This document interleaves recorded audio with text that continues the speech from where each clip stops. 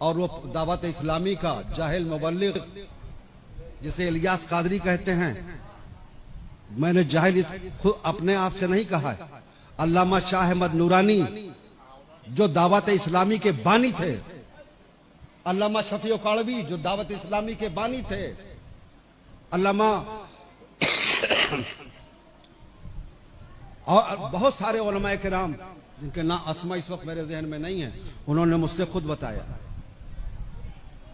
मैंने उनसे पूछा दावत इस्लामी के ताल्लुक से, हजरत क्या है, उनकी क्या हैसियत है, वो कौन है? तो अल्लामा शाह अहमद नूरानी ने फरमाया था, अल्लाह ही रहमान है, अल्लाह ताला गरीक़ रहमत फरमाए और उनकी कब्र को गुलजार जन्नत बना दे। उन्होंने फरमाया कि हम तमाम सुन्नी उलमा ने ये देखा कि पाकिस्तान में दावत वो जमात इस्लामी का बड़ा जोर बढ़ता चला जा रहा है, तो उस जोर को तोड़ने के लिए और सुन्नियत को बचाने के लिए हमने दावत इस्लामी का हमारा जहन बना, तो हमने एक जमात कायम की। और ये इलियास जो जाहिल आदमी थे, इनके नाम से सारे उलमा को एक किताब मुरतब करने का हुक्म दिया गया और सबको उन्वानात दिए गए। सबने उन्वानात मुरतब करके और वो उसका क्या नाम है, फैजान सुन्नत नाम से वो किताब मुरतब की गई और उनके नाम से उसे छापा गया। और ये बड़े भोले भाले सीधे साधे लगते थे देखने में, उलमा के बड़े फरमाबरदार थे, उलमा के बड़े फरमाबरदार थे। इसलिए सोचा गया कि एक नेक सीधा साधा आदमी है, दीन की तबलीग करेगा और ये किताब ही है, इसके जरिए से दीन की खिदमत होगी, जमात इस्लामी का जोर कुछ तो टूटेगा। अल्लामा शाह अहमद नूरानी रहमान ने बड़े कर्ब से मुझसे फरमाया था कि हजरत जब उन्हें दावत इस्लामी का अमीर बना दिया गया तो उस शख्स ने इस अंदाज से अपना गिरगिट की तरह रंग बदला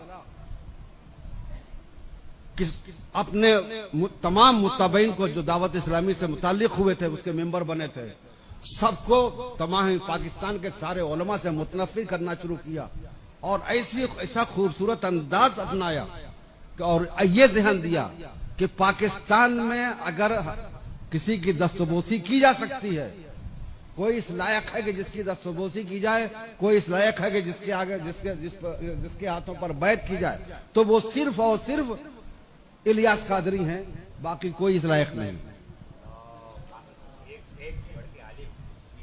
और ये माहौल इस तरह बिगड़ा, इस तरह से कि उनका दावत इस्लामी का एक गुरु बन गया, तमाम उलमा उनसे कट गए, बेजार हो गए और सारे उलमा उन पर लानत मलामत कर रहे हैं।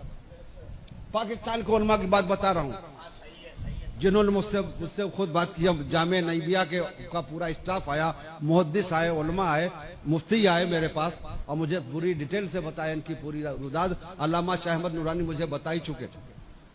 इनकी जहालत और बेअदबी की इंतहा में बताऊं, बात आ गई है तो सुन ले। मेरा इरादा नहीं था, मैं तो ये बोलना भी नहीं चाहता था, लेकिन वहां चूंकि वो इस फितने का वो बानी है, फितने माविया का वो बानी है, उसने जो है, इसलिए बता रहा हूं ताकि आप उसे पहचान लें, जान लें। अल्लामा अजहरी साहब अलैहि रहमान ने बिला वजह कुफ्र का फतवा नहीं दिया था उस पर। हिंदुस्तान के जिन उलमा ने दावत इस्लामी पर कुफ्र का फतवा दिया था, बेजा नहीं दिया था। नमूने सुन लीजिए जिसको मैंने अपनी आंखों से देखा। अपने ईमान पर, अपने कलेजे पर हाथ रख के अपने ईमान से पूछिए, क्या यह हक है, क्या ये ईमान वाले का अंदाज हो सकता है? उनके मुत्तबईन अपने साथियों को जब उन्हें मुखातब करना होता है तो मोहम्मद मोहम्मद कह के पुकारते हैं, मोहम्मद कह के पुकारते हैं। हत्ता कि जब उन्हें बाथरूम जाना होता है तो मदीना कहते हैं। अपनी आंखों से देखा है मैंने, अपने कानों से सुना है।